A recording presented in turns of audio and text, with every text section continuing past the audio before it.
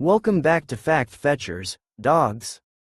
Today's video is a deep dive into one of the most captivating aspects of our furry friends, their sounds. Dogs may not speak with words like we do, but they sure know how to make themselves heard.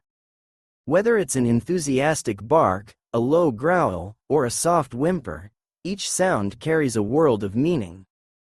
Have you ever wondered why your dog barks non-stop when the mailman arrives but gives a totally different bark when playing fetch? Or why some growls feel friendly while others make you stop in your tracks? And what about that persistent whining when they want your attention?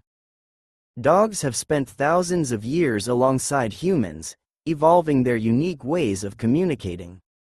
These vocalizations aren't random, they're deliberate attempts to share their emotions, needs, and even their personality.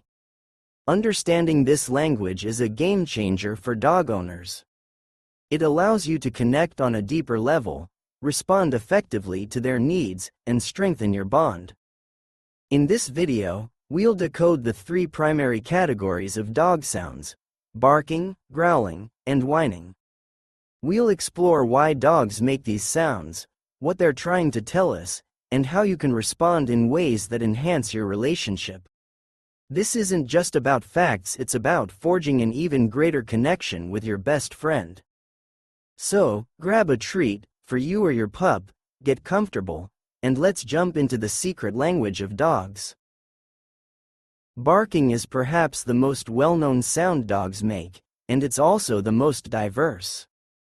No two barks are exactly the same, and each one conveys a specific message. Let's explore the fascinating world of barking by breaking it down into categories. Alert barking. Imagine this. Your dog hears the doorbell ring and immediately runs to the door, barking loudly and repeatedly. This is a classic example of alert barking. It's your dog's way of saying, "Something's happening, pay attention." Alert barking is deeply ingrained in a dog's instincts. In the wild, their ancestors used vocalizations to warn the pack of danger or intruders. While your dog's territory might just be your living room, the instinct remains the same. To manage alert barking, acknowledge your dog's efforts, they're trying to protect you. Then, use commands like quiet or distractions to redirect their focus.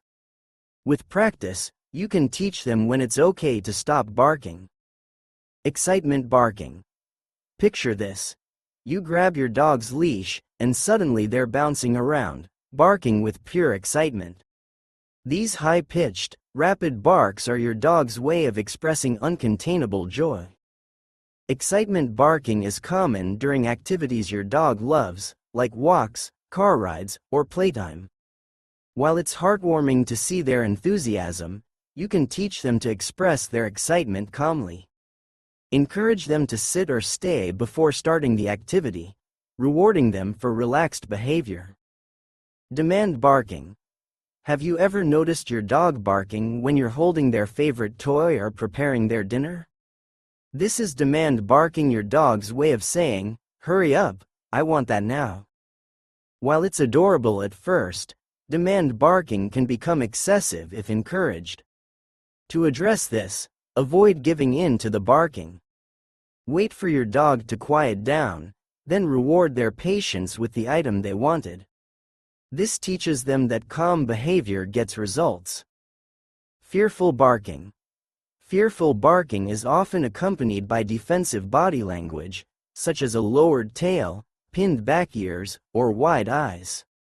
For example, your dog might bark fearfully when meeting a larger dog or encountering a loud noise. This type of bark is your dog's way of saying, "I feel unsafe." It's important to comfort your dog without reinforcing their fear. Gradually expose them to the source of their anxiety in a controlled and positive way, building their confidence over time. Lonely barking. Finally, there's lonely barking, which is common in dogs experiencing separation anxiety. This type of bark is prolonged, repetitive, and often sounds mournful. If your dog barks when left alone, Consider providing engaging toys or treats to keep them occupied. You can also practice leaving for short periods and gradually increasing the time to help them feel more secure. By understanding these different types of barks, you can respond in ways that meet your dog's needs and reduce unnecessary vocalizations. Remember, every bark has a purpose. It's your dog's way of starting a conversation. Growling is one of the most misunderstood sounds dogs make. Many people assume that all growls are aggressive, but that's far from the truth. In reality, growling is a versatile form of communication that dogs use to express a wide range of emotions. Playful growling. One of the most common and harmless types of growling occurs during play. For example, if you're playing tug of war, your dog might growl while pulling on the rope. These playful growls are low and steady, often accompanied by wagging tails and enthusiastic movements. Playful growling is your dog's way of saying, "I'm having fun." It's a normal part of interactive play and nothing to worry about. Protective growling. Dogs are naturally protective of their resources, whether it's food, toys, or even a favorite spot on the couch. If another dog or person gets too close, your dog might growl as a warning to back off. This type of growl is a clear signal of discomfort, so it's important to respect it. Encourage positive associations by rewarding your dog for sharing or calmly giving up the resource. Fearful growling. Fearful growls are often accompanied by defensive body language, such as cowering or retreating. In these situations, your dog is trying to create distance from a perceived threat. The key is to stay calm and avoid escalating the situation. Provide reassurance and give your dog the space they need to feel safe. Over time, positive reinforcement can help reduce fearful growling. Growling is a valuable form of expression for dogs, and it's essential to interpret it in the context of their body language and environment. By listening to their growls, you can better understand their emotions and respond appropriately. Whining is a softer, more subtle sound, but it carries just as much meaning as barking or growling. Dogs often use whining to express vulnerability, seek attention, or communicate a need. Attention-seeking whining. When your dog wants your focus, whether it's for food, playtime, or simply affection, they'll often whine persistently. Think of it as their polite way of saying, "Hey, I need you." Excitement whining. During moments of joy or anticipation, such as preparing for a walk, your dog might whine in a high-pitched, almost musical tone. Anxiety whining. Dogs experiencing stress or fear often whine to self-soothe. This is common during car rides or vet visits. Pain whining. If whining is frequent and intense, it may indicate discomfort. Pay close attention and consult a vet if needed. By observing the context of whining, you can determine its cause and respond effectively. And that's the secret language of dogs.